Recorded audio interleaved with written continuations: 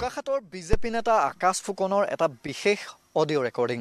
সেই অডিঅ' ৰেকৰ্ডিংটো ইতিমধ্যে চৰ্চাত আছে সেই অডিঅ' ৰেকৰ্ডিংটোক লৈ খুদ মুখ্যমন্ত্ৰীয়ে প্ৰতিক্ৰিয়া প্ৰকাশ কৰিছে খুদ সাংসদ কামাখ্যা তাছাই প্ৰতিক্ৰিয়া প্ৰকাশ কৰিছে কাৰণ সেই অডিঅ' ৰেকৰ্ডিংটোত শিক্ষামন্ত্ৰী ডাক্তৰ ৰণোজ পেগুক এজন ঠিকাদাৰৰ জৰিয়তে অৰ্থাৎ এজন ঠিকাদাৰক কৈ থকা অৱস্থাত সেই অডিঅ' ৰেকৰ্ডিংটোত ধৰা পৰিছে যে আকাশ ফুকনে ডাক্তৰ ৰণোজ পেগুক খুব বেয়াকৈ কৈছে খুদ কামাখ্যা প্ৰসাদ তাছা সাংসদগৰাকীকে 20 লাখ টকা দিয়া বুলি তেওঁ দাবী কৰিছে নিৰ্বাচনৰ সময়ত আৰু তাৰ পৰৱৰ্তী সময়ত মুখ্যমন্ত্ৰীৰ পৰা আৰম্ভ কৰি সাংসদ কামাখ্যা প্ৰসাদ তাছালৈকে সকলোৱে এই গোটেই বিষয়টোত প্ৰতিক্ৰিয়া প্ৰকাশ কৰিছে ৰাজ্যিক বিজেপিৰ ফালৰ পৰা এতিয়ালৈকে আকাশ ফুকনৰ বিৰুদ্ধে কেনে ধৰণৰ পদক্ষেপ লোৱা হ'ব কেনে ধৰণৰ ব্যৱস্থা লোৱা হ'ব এই কথাবোৰ কোৱা নাই যদিও এই গোটেই বিষয়টো যে এটা তদন্ত প্ৰক্ৰিয়াৰ মাজত আছে সেই বিষয়টো স্পষ্ট মুখ্যমন্ত্ৰীগৰাকীয়ে কৈছে যে এয়া যদি আকাশ ফুকনৰ নিজৰ ভাষ্য হয় অডিঅ' ৰেকৰ্ডিংটোত থকা ভাষ্যটো যদি আকাশ ফুকনৰ হয় তেতিয়াহ'লে সেয়া ৰাজ্যিক বিজেপিয়ে এটা দৃষ্টান্তমূলক শাস্তি তেওঁৰ বিৰুদ্ধে গ্ৰহণ কৰিব কিন্তু প্ৰসংগটো হ'ল যিজন ঠিকাদাৰক এইজন আকাশ ফুকনে অডিঅ' ৰেকৰ্ডিংটোত কথা কৈ আছিল সেই ঠিকাদাৰজনৰ নাম হৈছে গোবিন পেগু কোন গোবিন পেগু হৈছে ক্লাছ 1 এজন কন্ট্ৰেক্টৰ এজন ঠিকাদাৰ আৰু এই গোবিন পেগুক ইমান আকাশ ফুকনৰ সৈতে ইমান তেওঁৰ হলি গলি যে গোবিন পেগুৰ জৰিয়তে বা গোবিন পেগুকেই খুদ শিক্ষামন্ত্ৰীগৰাকীক গালি পাৰিবলৈ আকাশ ফুকনে কুণ্ঠাবোধ কৰা নাই কিন্তু গোবিন পেগুৰ এই অডিঅ' ৰেকৰ্ডিংটোৰ পিছত তেওঁ বহু কৰ্মকাণ্ড আমাৰ হাতলৈ আহিছে তেওঁৰ বহু তথ্য আমাৰ হাতলৈ আহিছে গোবিন পেগুৱে যিসমূহ কাম কৰি আছে যিখন দলঙৰ বাবে এই গোটেই প্ৰক্ৰিয়াটো সংঘটিত হ'ল বা যিখন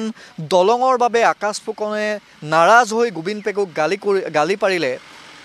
খুদ সাংসদগৰাকীৰ বিষয়ে ক'লে শিক্ষামন্ত্ৰীগৰাকীৰ বিষয়ে ক'লে এতিয়া সেই দলংখনৰ কাম কৰিবলৈ যাওঁতে বা সেই দলংখনৰ যিটো নিবিদা প্ৰক্ৰিয়া আছিল সেই নিবিদা প্ৰক্ৰিয়াত গোবিন পেগুৱে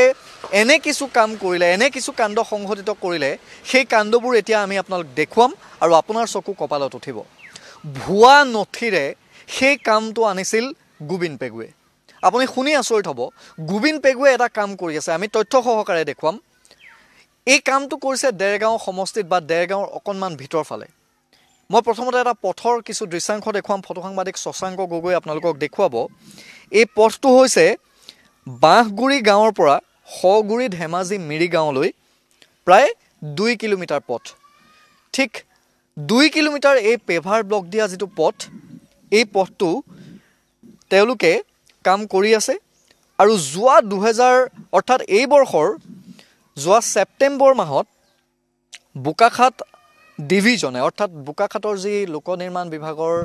যি ডিভিজন আছে তেওঁলোকে এটা প্ৰগ্ৰেছ ৰিপৰ্ট এটা ফিজিক্যাল প্ৰগ্ৰেছ ৰিপৰ্ট তেওঁলোকে যিহেতু বিলৰ বাবে দিবলগীয়া হয় মাজে মাজে এইগৰাকী ঠিকাদাৰ গোবিন পেগুৱে বোকাখাতৰ লোক নিৰ্মাণ বিভাগৰ পৰা এটা ফিজিক্যাল প্ৰগ্ৰেছ ৰিপৰ্ট বিচাৰিলে আৰু ফিজিক্যাল প্ৰগ্ৰেছ ৰিপৰ্ট ইয়াত দিয়া হ'ল যোৱা ছেপ্টেম্বৰ মাহতেই 60% অৰ্থাৎ 60% আৰু এই যিখন কাগজ ইতিমধ্যে আপোনালোকে স্ক্ৰীনত দেখিছে মই আকৌ এবাৰ দেখুৱাইছোঁ এই কাগজখনত ইয়াত স্পষ্টকৈ লিখা আছে এই পথকেইটাৰ নাম লিখা আছে আৰু ইয়াত আপোনালোকে চাব পাৰে যে এয়া 60% বুলি লিখা আছে অৰ্থাৎ যেটো ফিজিক্যাল প্ৰগ্ৰেছ এই ফিজিক্যাল প্ৰগ্ৰেছটো ইয়াত লিখা আছে 60% আৰু তলত সহি কৰিছে Saukhen Guhai executive engineer Bokakhat and Dergaon territorial division Bokakhat এতিয়া এই যিখন কাগজ আপোনালোকে দেখিছে এইখন দিয়া হৈছিল বোকাখাতৰ পৰা ইতিমধ্যে আমি কাৰ্যবাহী অভিযন্তাগৰাকীৰ সৈতে কথা পাতিলোঁ তেওঁ কৈছে যে হয় আমি মাজে মাজে বিলৰ বাবে এনে ধৰণে ফিজিক্যাল প্ৰগ্ৰেছ ৰিপৰ্ট দিবলগীয়া হয় আমি এইখন দিয়াটো হয় এতিয়া ইয়াৰ পিছত তেওঁ এইগৰাকী গোবিন পেগুৱে আন এখন কাগজ প্ৰস্তুত কৰিলে এই কাগজখনৰ পিছতেই আন এখন কাগজ প্ৰস্তুত কৰি তেওঁ যিটো টেণ্ডাৰ প্ৰক্ৰিয়া আছিল যিটো এই অডিঅ'ত চৰ্চাত থকা এই অডিঅ'টোত যিখন দলঙৰ কথা আছিল সেই দলঙত থকা টেণ্ডাৰ প্ৰক্ৰিয়াটোত অংশগ্ৰহণ কৰিবৰ বাবে নিজে এখন কাগজ প্ৰস্তুত কৰি ল'লে এইখন হৈছে ভুৱা সেই কাগজখন মই আপোনালোকক দেখুৱাওঁ মই দেখুৱাবলৈ চেষ্টা কৰিম আমি পথটোৰ অৱস্থাটো আমি দেখুৱাম এইখন হৈছে এই ভুৱা কাগজখন ইয়াত য'ত আমি সেউজীয়া মাৰ্ক কৰি থৈছোঁ ইয়াত ফিজিক্যাল প্ৰগ্ৰেছ সেই একেই কাগজ ইয়াত দেখুওৱা হৈছে 100% সেই যিখন কাগজ ইয়াৰ পূৰ্বে মই দেখুৱাইছিলোঁ যিটো অৰ্ডাৰ মই দেখুৱাইছিলোঁ বোকাখাত টেৰিটৰিয়েল ডিভিজনে দিয়া লোক নিৰ্মাণ বিভাগৰ তেওঁলোকে দিছিল 60% এওঁ ফটোশ্বপ কৰি একেটাই তাৰিখ একেটাই মেমো নাম্বাৰ আৰু তেওঁ সেই একেগিটা পথৰে কাম কৰি তেওঁ এইটো ফটোশ্বপ কৰি কৰিলে 100% এক্সিকিউটিভ ইঞ্জিনিয়াৰ এই যিটো চহী এই চহীটো তেওঁ ফটোশ্বপ কৰি ইয়াত সংলগ্ন কৰি ল'লে আৰু তাৰ পিছত সেই দলংখনৰ কাম তেওঁ পাই গ'ল এতিয়া প্ৰসংগটো হ'ল যে এইজন গোবিন পেগুক যেতিয়া চানমাৰীস্থিত লোক নিৰ্মাণ বিভাগৰ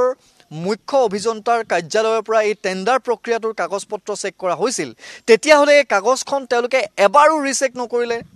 তেওঁলোকে এবাৰো বোকাখাটৰ এক্সিকিউটিভ ইঞ্জিনিয়াৰক কিয় নুসুধিলে যে আপুনি দিয়া এই পথটোৰ যিটো 100% বুলি লিখা আছে এই 100% লিখি দিয়া কাগজখন আপোনাৰ হয়নে নহয় সেয়া কিন্তু মুখ্য অভিযন্তাৰ কাৰ্যালয়ৰ ফালৰ পৰা কিন্তু এতিয়ালৈকে দিয়া নহ'ল অৰ্থাৎ সোধা নহ'ল আৰু যাৰ পৰিপ্ৰেক্ষিতত এই পথটো য'ত পুনৰবাৰ আমি দেখুৱাইছোঁ ফটো সাংবাদিক শশাংকই দেখুৱাইছে যে এতিয়ালৈকে ইয়াত 60% কামেই হোৱা নাই বা খুব বেছি যদি হৈছে 60 পৰা 65% কাম ইয়াত হৈছে আৰু তেওঁলোকে এই গোবিন পেগু নামৰ যিজন ঠিকাদাৰ এই ঠিকাদাৰে ভুৱা নথি পত্ৰ উলিয়াই এয়া 100% কাম সম্পূৰ্ণ হ'ল বুলি ইয়াৰ ৰেফাৰেন্সত তেওঁ সেই টেণ্ডাৰ প্ৰক্ৰিয়াত অংশগ্ৰহণ কৰি সেই বিশেষ দলংখনৰ কাম তেওঁ আদায় কৰি আনিলে এতিয়া এই গোবিন পেগুক সহায় কৰা মানুহ কোন কোন গোবিন পেগুক সহায় কৰা কোন কোন অডিঅ'টোত আছে যে এই কামটো সাংসদগৰাকীয়ে দিছে অৰ্থাৎ সাংসদ কামাখ্যা প্ৰসাদ হেনো এই কামটো তাচাই হেনো এই কামটো দিয়াইছে গতিকে যিয়েই নিদিয়াওক যিগৰাকী ব্যক্তিয়েই নিদিয়াওক কিয় চানমাৰীস্থিত যিটো লোক নিৰ্মাণ বিভাগৰ মুখ্য অভিযন্তাৰ কাৰ্যালয় সেই মুখ্য অভিযন্তাৰ কাৰ্যালয়ে এবাৰ হ'লেও এই গোটেই বিষয়টো যিখিনি কাগজ পত্ৰ এগৰাকী ঠিকাদাৰে তেওঁলোকে গাঁঠি দিয়ে সেই কাগজ পত্ৰবোৰ পৰীক্ষা কৰাৰ দায়িত্ব তেওঁলোক আছিল নে নাই বিজয় হাজৰিকা আছে সতীৰ্থ সাংবাদিক তেওঁলোকৰ দেৰগাঁৱৰে যিহেতু পথ এই দেৰগাঁৱৰ পথটো আজি পৰ্যন্ত তেওঁলোকে কি কাম কৰিলে ইমান নিম্ন মানদণ্ডৰ কাম কৰিছে আৰু এটা দৃশ্য মই দেখুৱাওঁ বিজয় হাজৰিকাৰ ওচৰলৈ যোৱাৰ প্ৰাক মুহূৰ্তত ৰাস্তা এতিয়ালৈকে সম্পূৰ্ণ হোৱাই নাই মাজত এইসমূহ ভগা আৰম্ভ হৈ গ'ল গতিকে গোবিন পেগুৱে কি কাম কৰিছে সেয়াও ৰাইজে জনাটো ভাল আৰু গোবিন পেগু আমি কোৱা নাই যে এইজন গোবিন পেগুৱেই হওক বা আকাশ ফুকনেই হওক কোনো ধোৱা তুলসীৰ পাত যে নহয় সেই কথাটো স্পষ্ট বিজয় হাজৰিকা আছে মই এইবাবেই আপোনাৰ ওচৰলৈ আহিছোঁ যে এই পথটো 100% সম্পূৰ্ণ বুলি তেওঁ এখন ভুৱা নথিৰে আকৌ এটা নতুন কাম তেওঁ নিবিদা প্ৰক্ৰিয়াত অংশগ্ৰহণ কৰি লৈ আহিলে এই গোটেই বিষয়টো গুৱাহাটীৰ মুখ্য অভিযন্তাৰ কাৰ্যালয় চাব লাগিছিল না নাই বা তেওঁলোকে ইয়াত বোকাখাটৰ সৈতে যোগাযোগ কৰিব লাগিছিল না নাই হয় নিশ্চিতভাৱে চাওক এটা স্পষ্ট কথা আকাশ ফুকন আৰু গোবিন পেগুৰ মাজত যি বাৰ্তালাপ হৈছিল যিটো অডিঅ' ভাইৰেল হৈছিল এই অডিঅ' ভাইৰেলটো ইতিমধ্যে সকলোৱে নিশ্চয় শুনিছে বা পাইছে এই ক্ষেত্ৰত ND24 ফালৰ পৰা একেধাৰে বাতৰি সম্প্ৰচাৰ হৈছিল এক নিৰপেক্ষভাৱে ND24 বাতৰি প্ৰকাশ কৰা হৈছে ইয়াত কোনো ধৰণৰ আকাশ ফুকনৰ পক্ষ বা গোবিন পেগুৰ পক্ষ কথাটো নাহে তাতোতকৈ ডাঙৰ কথাটো এইখিনিতে আহিলে যি গোবিন পেগুৱে তিনিটা ৰাস্তা কৰিছে দেৰগাঁৱক সামৰি তিনিটা ৰাস্তা কৰিছে এটা এই ছগুৰি এই পথছোৱা ছগুৰি ধেমাজি মিচিংগাঁও এই চোৱা পথ এই প্ৰায় 2 কিলোমিটাৰ পথ এই পথছোৱা তেওঁ নিৰ্মাণ কৰিলে আৰু আমি এটা বিশেষ সূত্ৰে আমি খবৰ পালোঁ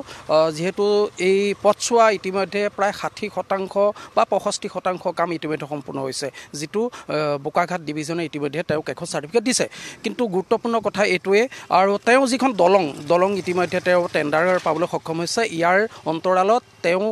কৰি থকা 3টা পথৰ যি প্ৰগ্ৰেছ ৰিপৰ্ট দিব লাগে তেওঁ দি দিলে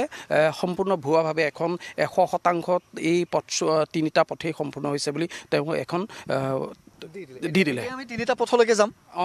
আমি 3টা পথত আমি ইতিমধ্যে গোটেই কথাখিনি চাইছোঁ পাব্লিকৰ ৰাইজৰ কিন্তু অভিযোগ আহিছে আৰু 2টা পথৰ পৰা ৰাইজে অভিযোগ ইতিমধ্যে কৰি আছে পথ নিৰ্মাণত বহুত বিসংগতি আছে আৰু দেখিছোঁ যে কোনো ধৰণে কেতিয়াও এয়া 100% হোৱা নাই 100% ইয়াত কোনো কাৰণে হোৱা নাই আৰু দুই চাইডে যি 2টা বিম দিব লাগে ইতিমধ্যে বিমেই দিয়া নাই ডাঙৰ কথাটো এইটো পথ নিৰ্মাণৰ শেষ পৰ্যায়টো হ'ল ইয়াত বিম থাকিব লাগে দুই চাইডে পেপাৰ ব্লক যিহেতু দিয়া হৈছে পেপাৰ ব্লকটো আঁতৰি নাযাবৰ কাৰণে বৃহৎ 2টা বিম দিব লাগে আৰু এই সাইড বিম এই সাইড বামটো হোৱাই নাই আৰু সাইড যি 2টা আছে কাষত হোৱা যি 2টা বিম 2টা দিয়ে আৰু তাতোতকৈ ডাঙৰ কথা আপোনালোকে এটা কথা চাব আমি ND24 দৰ্শকসকলক স্পষ্টভাৱে এটা বস্তু আমি ক'ব লাগিব ইয়াত যিটো পেপাৰ ব্লক দিয়া আছে অতি নিম্ন মানদণ্ডৰ পথটো নিৰ্মাণ কৰি যোৱা লগালগ এই পেপাৰ ব্লক ভাগি গৈছে অকল এয়াই নহয়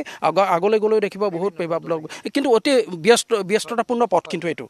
বিজয় হাজৰিকা মই পুনৰ আপোনাৰ ওচৰলৈ যাম এতিয়া প্ৰসংগটো হ'ল যে আমাৰ দায়িত্ব হৈছে আমি দেখুৱাই দিলোঁ এইজন গোবিন পেগুৱে যিখিনি কাম কৰিছে নিম্ন মানদণ্ডৰ কাম সেয়াটো বাদেই দিলোঁ কিন্তু যিটো ভুৱা নথিৰে তেওঁ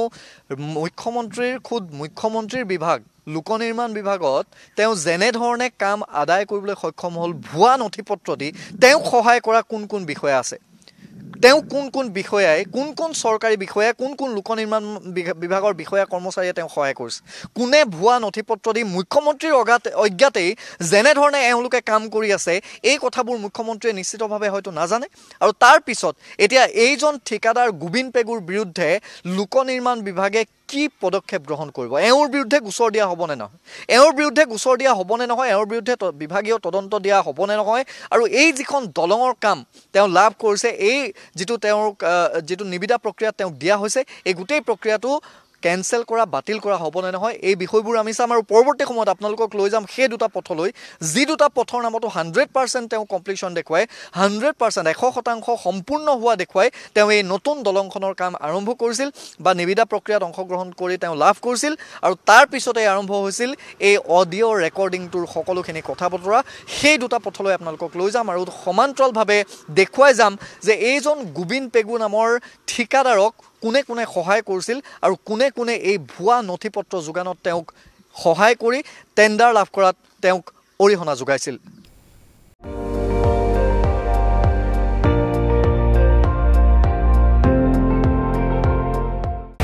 আপুনি চাই আছে ND24 সৰ্বশ্ৰেষ্ঠ নহয় সৰ্বোত্তমৰ দৌৰত